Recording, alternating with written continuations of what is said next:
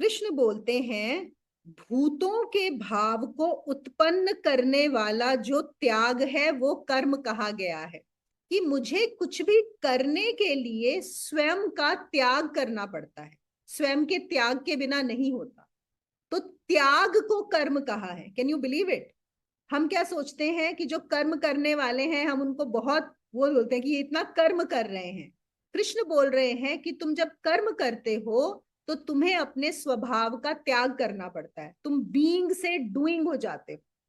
जब भी हम कुछ भोगना चाहते हैं तब हमें कुछ त्यागना पड़ता है, और जब भी हम जगत में कुछ भोगना चाहते हैं तो हमें स्वयं को त्यागना पड़ता है। तो कृष्ण क्या कहते हैं? स्वयं से छूट जाना, स्वयं का त्याग ही कर्म है।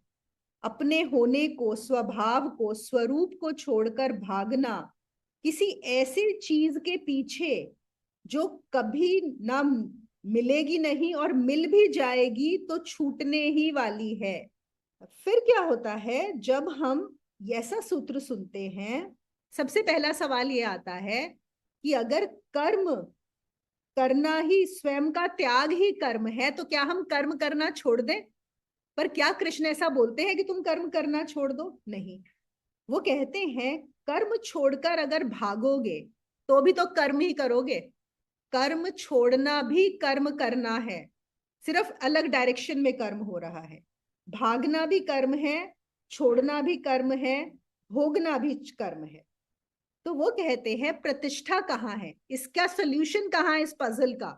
What do I do? आप बोल रहे हो कि कर्म भी करना है, फिर आप बोल रहे हो कर्म लेकिन त्याग है, तो मैं करूं क्या, मैं जाऊं कहाँ? तो इसका जवाब कृष्ण ने दिया है। वो क्या बोलते हैं? देखो, कर्म चलता रहे लेकिन तुम कहाँ पे स्थापित हो? अकर्म में। तुम बीइंग में रहो और डूइंग करते रहो। कर्म हो रहा है लेकिन फोकस कर्म पे नहीं, फोकस कहाँ पे होना चाहिए? तुम्हारी आत्मा में, तुम्हारे अरूप में, तुम्हारे ब्रह्म में, अस्तित्व में।